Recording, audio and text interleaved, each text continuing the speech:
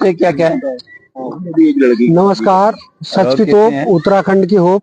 बड़े की शादी कर आज एक बहुत बड़े जन नेता, बहुत बड़े आंदोलन की नींव, उनके पास आज हम खड़े हैं। वो हैं फील्ड मार्शल की उपाधि से सुशोभित पूर्व में कैबिनेट मंत्री उत्तराखंड सरकार दिवाकर भट्ट जी। दिवाकर भट्ट जी आज हरिद्वार के दौरे पे आए तो आपसे मुलाकात हुई है और बड़े दिनों के बाद आपसे मुलाकात हुई है। उत्तराखंड क्रांति दल के संस्थापक और हम लोग उत्तराखंड क्रांति दल जो है उनके कंधों पे चला करती है और आज ये कंधे जो है यहाँ बैठे हुए हैं, लेकिन राज्य की जनता इनको फिर चाहती है। हम उनसे सीधे सीधे बातचीत करना चाह रहे हैं। भट्ट जी, आज राज्य को आप किस स्थिति में देख रहे हैं? जो आपकी मंशा थी राज्य के लिए, जो आपने संघर्ष किया, उसके अनुरूप कहीं राज्य कहीं खड़ा है, कहीं कुछ दिख रहा है? ये आपसे जानना चाहता हूँ। देखिए, मैं आज दल के अंदर एक दुखद घटना घट रही है जी। दल के हमारे सीनियर लीडर थे जी। चाहे वो त्रिवेंद्र कुमार जी हों और चाहे वो क्या है बिपिन रतोड़ी इनका आकस्मिक देहांत हुआ है जी। उनकी वजह से वैसे भी दल के सभी कार्यकर्ता बहुत ज्यादा चिंतित भी हैं, दुखी भी हैं। मैं ये कहूँ कि नर्वस आजकल बिल्कुल शोक में यानी अब प्रश्न ये आता है कि आप लंबा प्रश्न कर गए और उसमें हमको इतिहास की बुनियादी तय में जाना पड़ेगा जी। राज्य की लड़ाई क्यों जी। मैंने अभी मूल निवास वाले और ये जो भूमध्य देश की लड़ाई लड़ रहे हैं जी, इनको भी समझाया था जी, कि बेहतर होता कि आप मूल निवास और ये क्या है भू कानून इनकी बात न करके सीधा बोलते कि आंदोलनकारी उनका जो मंशा थी जी, उसके अनुसार राज्य बनाओ। जी। आखिर राज्य का मतलब क्या था? अगर ये भू कानून ये तमाम बातें हमें अलग अलग करनी है जी, तो फिर राज्य की नहीं, तब हमको इन्हीं बातों के लिए लड़ना चाहिए था जी। तो राज्य की बात कहाँ थी? हमारा तो दुर्भाग्य यह है कि राज्य की हमने लड़ाई लड़ी और इससे ज्यादा शायद भारत के अंदर कोई ऐसी कौम नहीं है जिसने इतनी बड़ी कुर्बानी दे करके इतना सा मुकाम हासिल किया हो राज्य का। जी। हमने 42 लोगों के सीने पे गोलियां मरवाई। 42 लोगों की शहादत दिलाने के बाद दुख की बात तो यह है, शर्म की बात यह है कि हमने अपनी माँ बहनों का सम्मान भी गंवाया। इतना सब कुछ करने के बाद क्या मिला हमको? खैर, हम ये कहें कि दोस्त किसका है वो तो उस पर मैं बहुत ज्यादा चर्चा नहीं करना चाहता हूँ जी, लेकिन जनता को इतना जरूर कहना चाहता हूँ कि क्या उन्होंने ये अच्छा करा कि जिन लोगों ने इस राज्य को, इस पहाड़ और मैदान, ये जो इलाका है इसको खत्म कर दिया, इसकी आइडेंटिटी खत्म कर दी, इसका प्राचीन इतिहास जो है सब कुछ खत्म कर दिया और जिसके कारण हमको मजबूर होकर के उत्तराखंड की लड़ाई लड़नी पड़ी जी। आज जिन लोगों ने ये करा था उन्हीं को सत्ता में बैठा दिया, सबसे बड़ी बात। तो फिर कहाँ से मिलेगा इनको न्याय? कैसे मिलेगा? ये दुखद बात है। कमियां हमारी भी और हमारी कमी है धन। सर्वे गुणा खान जाने, सारा कुछ गुण तो धन में पैसे में, पैसे से बाहर तो कुछ है ही नहीं, तो वो हमारे पास नहीं है। हम आंदोलनकारी लोग रहे, आंदोलन करते रहे, भूखे प्यासे रह करके हमने आंदोलन करा। अब उस जहां तक धन की बात है वो हमारे पास कहाँ से आना था? इस वजह से पब्लिक तक हम पहुंच नहीं पाए और हमें वोट भी नहीं मिला। मुख्य कारण है आज इन तमाम बातों पर गंभीरता से विचार करने की आवश्यकता है। हमारे जो आकस्मिक कभी विजेंद्र रतोड़ी गए, त्रिवेंद्र कुमार गए, ये संस्थापक तो नहीं थे लेकिन दल में सीनियर लीडर थे। संस्थापक तो नहीं थे। हाँ, तो मेरा कहने का मतलब ये है कि इन लोगों के अंदर एक जज्बा था। इनके जाने के बाद आज पूरे उत्तराखंड में शोक तो है ही, जी कार्यकर्ता भी नर्वस है। आज हम अगर सोच रहे थे, ये सोच रहे हैं कि आप करना क्या है। मैं अभी तो खैर बैठेंगे, हम चाहते हैं सारे लोग बैठे, सीनियर लोग जिनको तजुर्बा है आंदोलन का। ये नहीं कि सड़कों पर रैली कर दी और चल दिए कि हम आज आंदोलन बंद करेंगे, वहां पर एक भी नहीं दिखाई दिया। ऐसे आंदोलन नहीं, किस तरह का आंदोलन होना चाहिए, उसके परिणाम क्या होंगे, कैसे करके उसको सफल बनाएंगे, इन तमाम बातों पर जब तक हम पूर्व में उन तमाम लोगों को बिठा करके जो उसके समर्थक हैं, चाहते हैं, उनको बिठा करके कोई बातचीत नहीं करते तो कभी आंदोलन सफल नहीं होते। वह यही मैंने मूल निवास वालों को भी समझाया था। क्या है जी इनकी, उसका नाम क्या है, जो जिन्होंने समिति बनाई, अरे मूल निवास क्या समिति थी, जो भी थे जिनका संगठन, इनके संगठन ने कभी किसी से बातचीत नहीं करी। अरे वो तो अलग है, उत्तराखंड सामान्य समिति जो भी था, इनको भी कहा। और आज भी जिस तरह का ये देहरादून में ये आपका क्या है वो जहाँ पर आंदोलन हुआ, मेरा मेमोरी कम हो गया। राज आंदोलनकारी स्थल है वो। हाँ मतलब ये शहीद स्थल देहरादून में जिस तरह से शहीद स्थल पर जाकर के इन्होंने जो डेमोन्स्ट्रेशन करा या जो आंदोलन करा, उससे मजाक हुआ, वो आंदोलन नहीं हुआ जी, वो मजाक बन गया जी, क्योंकि सरकार ये समझ बैठी कि किसी के बस का कुछ नहीं जी, और वो जो चाहे वो करने की आप सोच रही है। हम केवल एक बात चाहते हैं, हम तमाम लोगों से भी कहना चाहते हैं कि अगर आप लोगों को लगता है कि राज्य के लिए जो कीमत हमने दी थी और जिस सोच के लिए दी थी और जो हम चाहते थे, अगर वो नहीं हुआ तो आइए, पहले लड़े थे राज्य बनाने के लिए और अब लड़ेंगे हम राज्य बचाने के लिए। राज्य बचाने की लड़ाई। और जिस कौम की कोई पहचान नहीं है, कोई जाति नहीं है, कोई इतिहास नहीं है, वो तो जानवर होते हैं, वो मनुष्य थोड़ी होते हैं। तो अगर आप वाकई में हम मनुष्य जीवन हमारा है तो हमें अपने राज्य की संस्कृति, उसका इतिहास, उसकी पहचान, उन तमाम बातों को बचाने के लिए आज भी लड़ना पड़ेगा। लड़ाई हुई थी राज्य की जो बुनियादी बात थी। Doctor DD. पंत जब अध्यक्ष बने तो उससे पहले जो राज्य आंदोलन के लिए कमेटियां बनती थी, एक ही तो चिंता थी कि बड़ी तेजी से पहाड़ खाली हो रहा था, पलायन हो रहा था। तब हमारे 60 लाख करीब लोग जो है वो पहाड़ों को छोड़ करके मैदान की तरफ जा चुके थे।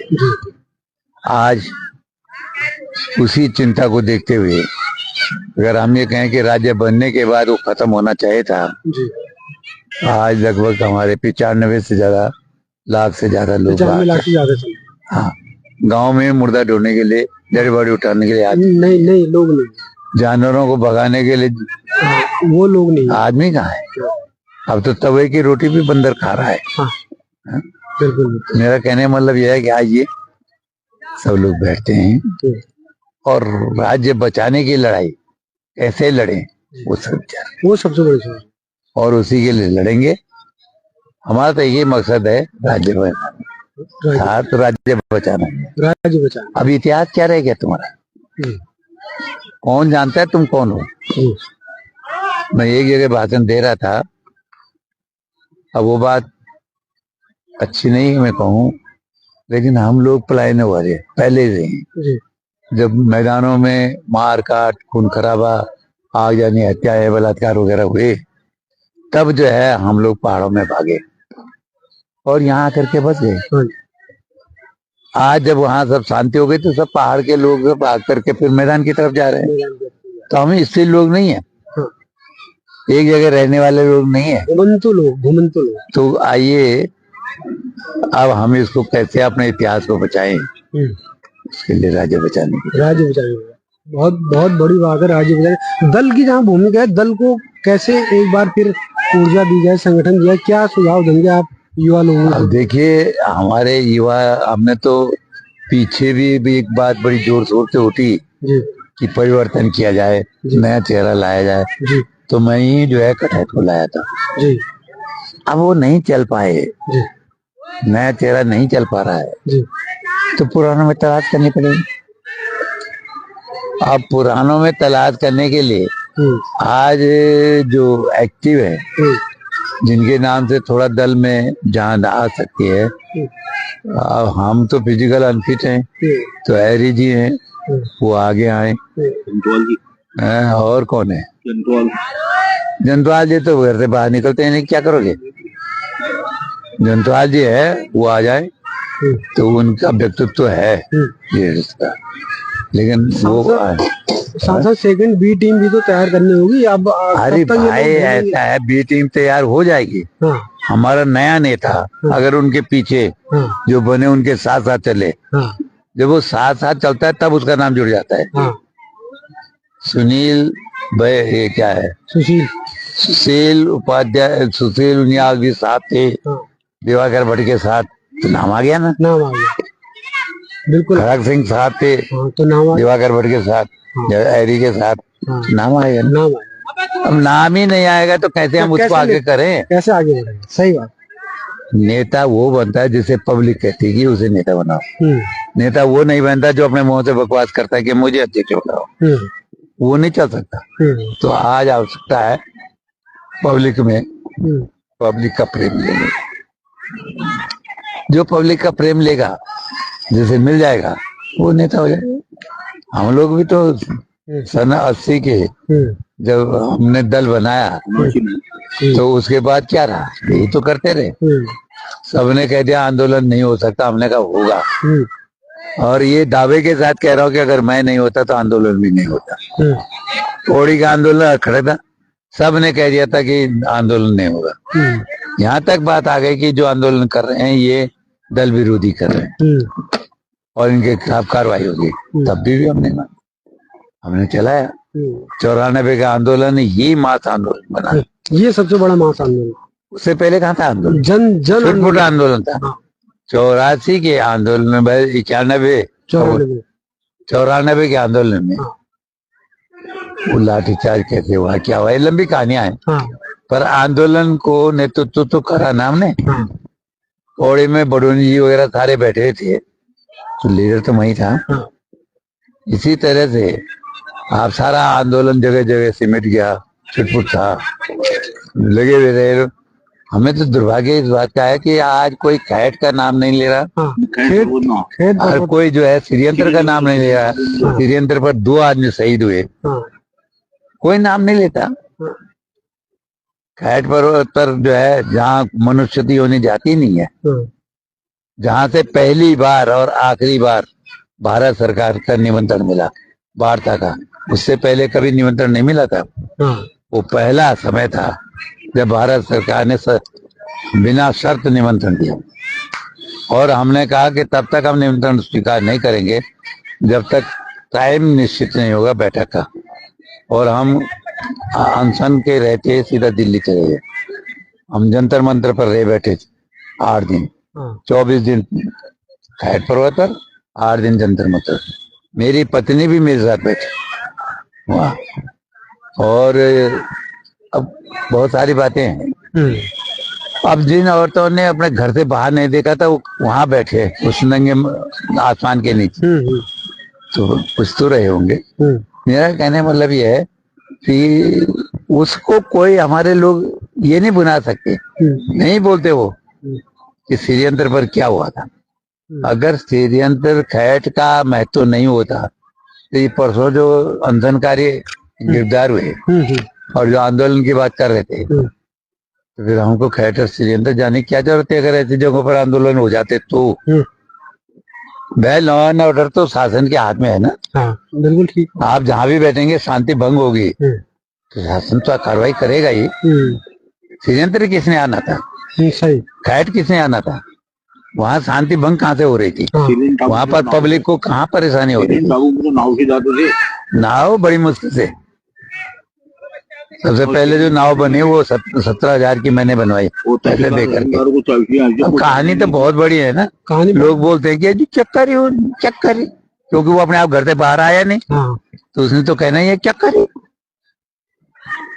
पता चलता है जहाँ आछरी होगा, आछरी परी, जहाँ परियां रहती है, आचरी परियां, उस दादा पर था हम। जीतू बगरवाल को ये तो है, सारे बड़े बड़े योद्धा जो है उन्होंने अपहरण किए थे आज। उस जगह हम रहे, आज भी वहां पर का अखरोट अगर वहां पर खाओगे तो इतना बढ़िया लगेगा, इतना होगा उसमें, और घर लाओगे तो उसमें भूसा होगा, कुछ नहीं मिलेगा। आज भी वहां क्या है, वहां पर जो है 3 गुफाएं हैं। एक जगह जो है आज भी धुआं निकलता है, एक गुफा पर भूसा ही भूसा है। मतलब कहने का मतलब ये है कि अब हम इनको बोलेंगे तो लोग यकीन थोड़ी करेंगे। और जाओ ना, देखो खैट पर क्या है। वहां की एक विशेषता जो है वो ये है, जब बारिश होगी तो वो नीचे होगी, खैट के नीचे, ऊपर नहीं। बहुत बड़ी विशेषता खैट पर। मैं बता रहा हूँ, बारिश नीचे होगी, जब बारिश बंद हो जाएगी तो ऊपर बर्फ गिरेगी। अच्छा। खैट पर ये बर्फ तब गिरती है। कहीं भी बद्रीनाथ हो, केदारनाथ हो, कहीं भी बारिश नहीं होती। बारिश जब खूब बारिश हो जाएगी तब बर्फ गिरती है। तो बर्फीले डांड है, ये बर्फीले पहाड़ है, तो खैट पर्वत भी बर्फीला है। और ये कहने में मुझे कुछ संकोच नहीं कि अभी तक कोई ऐसा पैदा नहीं हुआ जो 11,000 की हाइट पर जो है भूख हड़ताल पर बैठा हो। वहाँ पहला व्यक्ति भारत में पूरे इतिहास में। हाँ, क्या 11,000 की फुट ऊंचाई फोटो हम बैठे। तो अगर देहरादून शहीद स्मारक पर अगर आंदोलन सफल होता तो हमको खैट और षड्यंत्र जाने की क्या जरूरत थी? सही बात। तो उन लोगों को जिन्होंने आंदोलन करा उनको इससे सीख लेनी चाहिए। सीख लेनी बहुत बड़ी बात है। पुरानी बातों को अनुसरण करो, शिक्षा ग्रहण करो उसे, और नए रास्ते तलाश करो। नए रास्ते तलाश, ये बहुत बड़ी बात कही आपने। कुल मिला के जो है, जो दल है आपका, दल तो लोग याद कर रहे हैं, आज भी दल को याद कर। दल का नाम अमिट है, लेकिन जो है दल के साथ जुड़ने में लोग कंजूसी कर रहे हैं, लोग जुड़ नहीं पा रहे हैं। वो क्या चीज है कि जो वो जो मिठास जो शहद पे आता था पहले, यूकेडी में जुड़ते थे लोग, वो खत्म हो गया। ये जुड़ने के लिए आज ही तैयार है जी। हम लोग साधन नहीं जुटा पा रहे। जो लोग निर्दलीय लड़ता है तो वो भी साधन जोड़ता है। अब साधन हम जुटा नहीं पा रहे हैं तो वर्कर क्यों आएगा, कार्यकर्ता क्यों आएगा? अब चुनाव लड़ने के लिए कुछ तो हमें भी लगाना पड़ेगा ना, कुछ तो हमें भी खर्च करना पड़ेगा। आज की परिस्थिति में तो साधन ही बहुत जरूरी है, संसाधन ही। हाँ, तो हमारा वर्कर जो है हमारे साथ, मतलब पूंजीपति से हमारे साथ वर्कर नहीं होगा। हमारे साथ वर्कर होगा फील्ड वर्कर। और फील्ड वर्कर के पास जब तो साधन नहीं होगा तो आज तो इतना गंदा माहौल हो गया है। अभी कहा जा रहा है कि 10-10 हजार तक जो है केदारनाथ में एक वोट खरीदा गया। तो भैया पैसा है तो सब कुछ है। बम्बई में, महाराष्ट्र में, वहां भी यही कहा जा रहा है। तो कहने का मतलब पैसा, अब पैसा हमारे पास नहीं, और अगर हम पैसा खर्च करेंगे तो आने वाले कल में हम भी करप्ट हो जाएंगे, वहीं से पैसा कमाएंगे। और मुझे लगता है राजनीति में एक बार चंद्रगुप्त जो है वो उनको सिंहासन पर बिठा दिया था। किसने? चाणक्य ने बैठा। जब उसने बिठा दिया तो 15 दिन व्यतीत हो गए, चंद्रगुप्त के समझ में नहीं आया कि यह है क्या। अब जो भी आए शिकायत करे, उसे शिकायत सही लगे, उसे यही नहीं लगे झूठ कौन बोल रहा है। जब वो परेशान हो गया तो वो गया फिर चाणक्य गुरु के पास। उसने गुरु के पैरों में रखा अपना पगड़ी, वो कहा गुरुदेव मुझसे मार काट करवा लो, लूटपाट करवा लो, आगजनी करा लो, जो चाहे वो करवा लो, लेकिन ये जो शासन है ना, ये चलाना मेरे बस का नहीं है। तो चाणक्य ने कहा था, सुन भाई चंद्रगुप्त, ये सत्ता कोई बहुत बड़ी वो नहीं है चलाना, बहुत काबिलियत नहीं चाहिए। राजनीति करनी है तुम्हें तो केवल इतना याद रखो कि 4 क्वालिटी तुम्हारे अंदर आ जाए, तुम अच्छी राजनीति हो।